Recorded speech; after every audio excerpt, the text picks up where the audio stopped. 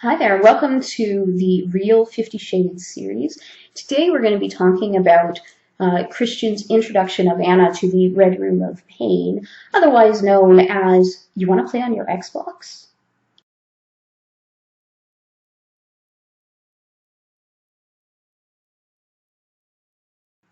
Welcome back to BDSM Relationships and Education. I'm Morgan Thorne, and I'm going to talk to you guys today about introducing your partner to BDSM. So the inspiration from this for this video comes from the next scene in the 50 Shades of Grey book, where Christian introduces Anna to his Red Room of Pain.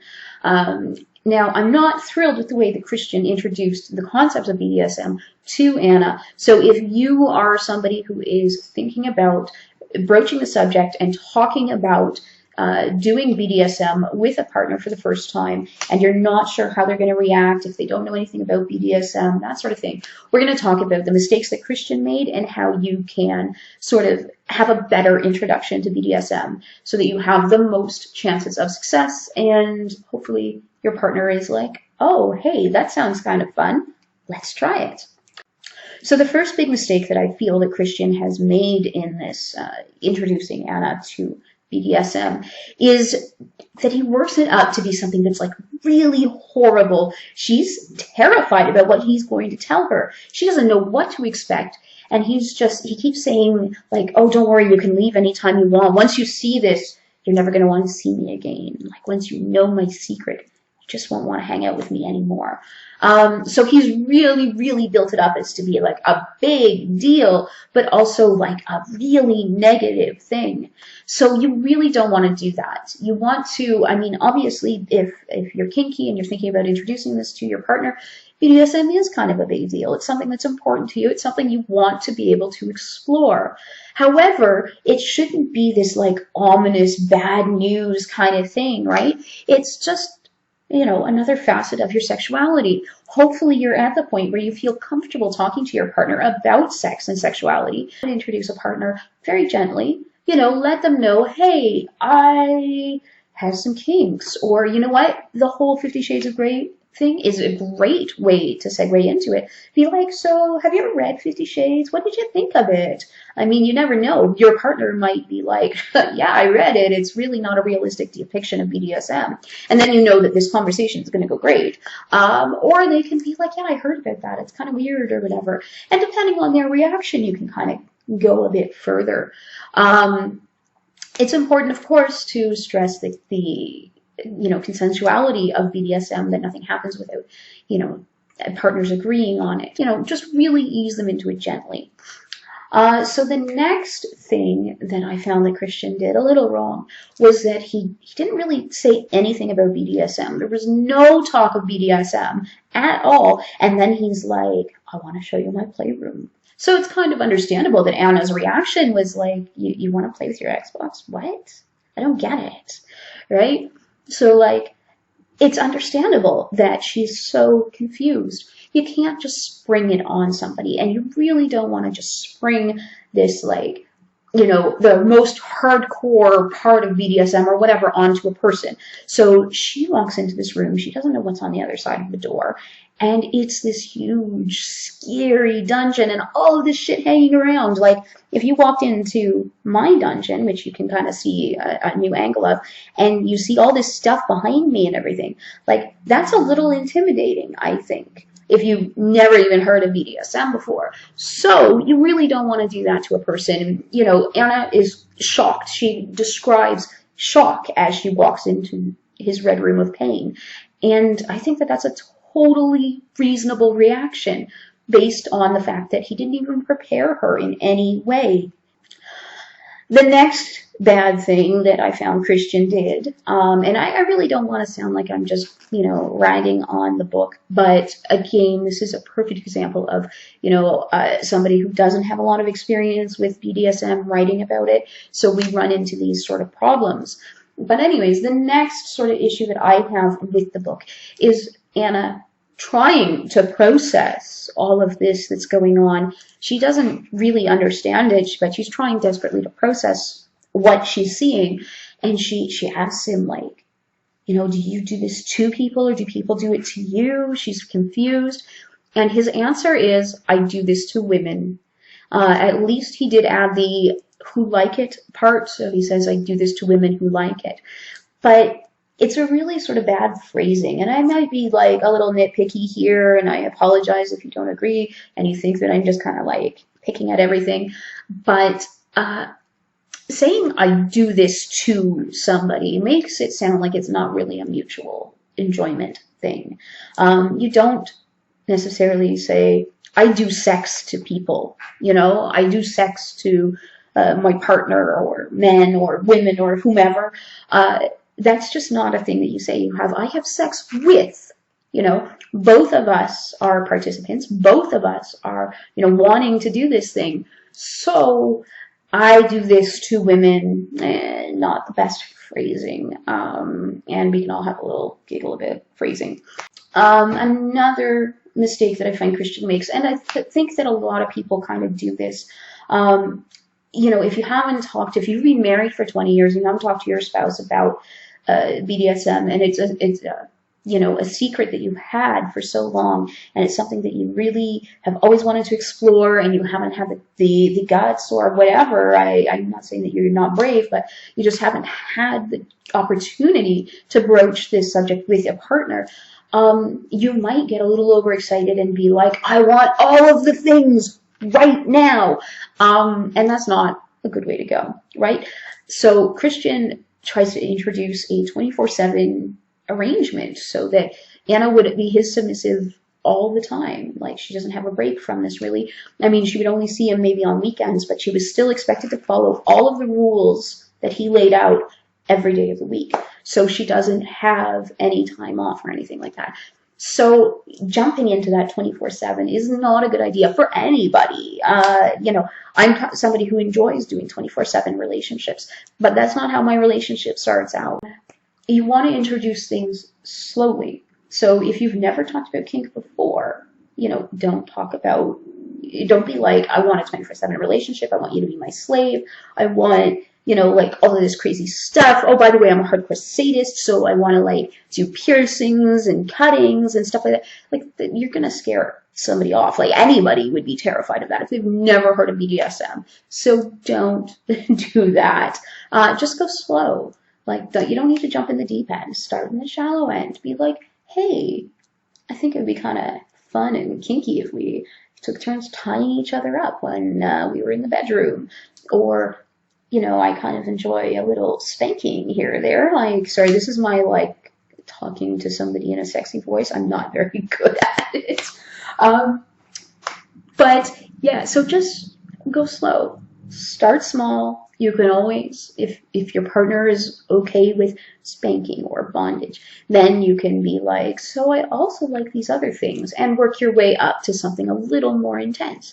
It takes time. You know, people don't just start their BDSM journey, you know, as, you know, 24/7 with hardcore kinks and everything else. Usually, people start small and they work their way up.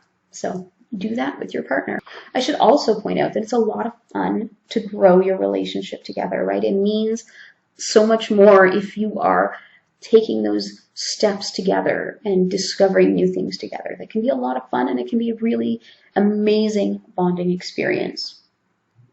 So the next mistake that I think Christian makes is that he kind of conflates or confuses play and punishment.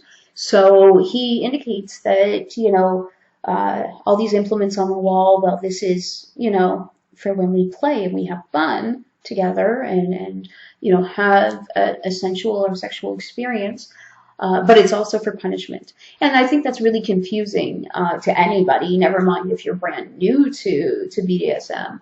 So, you know, we'll talk in a future video about the difference between punishment and punishment.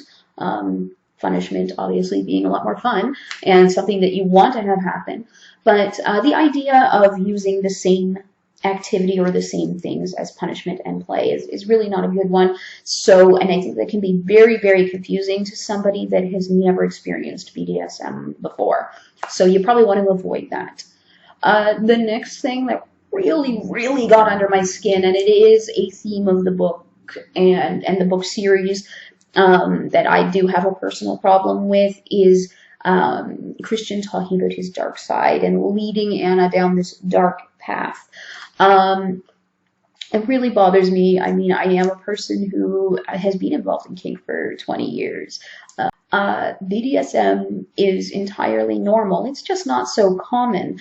Although there have been estimates that between 10 and 40% of the population, that's based on various studies and that sort of thing, are into kink, at least somewhat. So if that's just a little spanking, you know, when you make love, or 24/7 relationships, everything in between, there is between 10 and 40% of the population who is into that. So that's pretty normal, you know? So the next thing that I think is a bit of a problem is that he brings up the concept of a contract right away.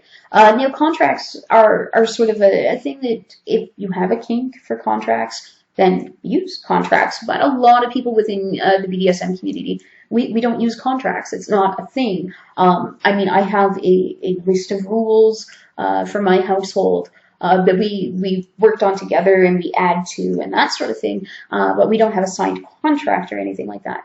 And I think that's pretty normal for most people into BDSM. At least that's pretty normal for most of the people that I know who are into BDSM, and I know literally hundreds of people who do this. So if you do decide that you want a contract, again, that's totally a kink on its own. If it's something that works for you, if you prefer to have those kind of things written down, whatever reason you want for a contract, they're totally fine, but they are something that you work on together. You don't just present submissive with a contract and expect them to sign it. You know, you build these things together. You know, they're not necessarily something that's pre-written that you just hand out to every submissive you have a relationship with. They're going to be different for every relationship. And again, this is just kind of jumping into that deep end without, you know, knowing how to swim for Anna. So I can understand, again, why should we be freaked out by the idea of having to sign a contract and like, what am I getting into and what have you? It feels like a commitment that you have to stick to because you have a contract versus, you know, just something that might be fun to try. And of course, BDSM contracts are not enforceable. They are not a legal document in any way. So just, I always feel the need to say that. I'm sure you guys realize that, but just so that we're all on the same page. Now, the thing that actually bothered me the most about this scene is right at the tail end of it. And that's when Christian got angry with Anna about her being a virgin and not telling him. That to me is really problematic. First of all, there is absolutely nothing wrong with being a virgin. If you're watching this and you are a virgin, that's no reason to hold back from BDSM. There are lots of things that you can do. You can have non-sexual BDSM. You can have, you know, sexual BDSM that only goes as far as you're comfortable.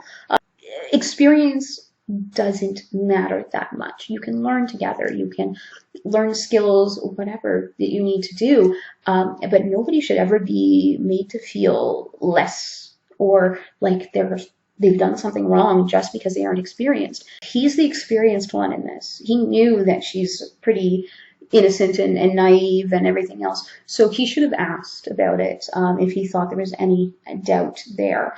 And certainly we should never be angry at people for inexperience or anything like that. If I directly ask and then they lie to me, then that's a different problem. But the problem is the lie, not the inexperience. So, you know, this is just one of those things where if you gently introduce somebody to something, if you start by talking about it, you know, sit down, have a glass of wine, talk about it. Just don't do BDSM when you're drinking, but talking about it when you've had a drink sometimes can help, you know. It loosens things up. It makes it a little less intimidating. Don't negotiate again while you're drinking or anything. But if it helps you to get the idea out there, then I don't see a problem with that. Even if you are a virgin, if you're not interested in sex, all that kind of stuff, the world of BDSM is still open to you. So that is my video on talking to your partner about BDSM. I'm sure that I will talk about this again in future videos. I will probably write something about this for my website. So if you do want to see my website and my blog, you can see the link down in the description below. I write on a variety of topics. I have a series on kinky dating if you don't even have a partner yet to talk about BDSM with. Check out my website for that. Yeah, lots of stuff. So if you enjoyed this video, if you found it helpful in any way, please hit that like button and also subscribe to my channel. You can see that I don't have a lot of subscribers yet. I am just starting out on this channel, beginning to grow it, so I need your help in doing that. If there's stuff that you guys want to see, questions you want answered, anything like that, you can leave me questions in the comments below. If you want to ask me anonymous questions, you can do that through my website. So again, the link is in the description below. Thank you very much for listening, and I will see you guys with the next video. Bye.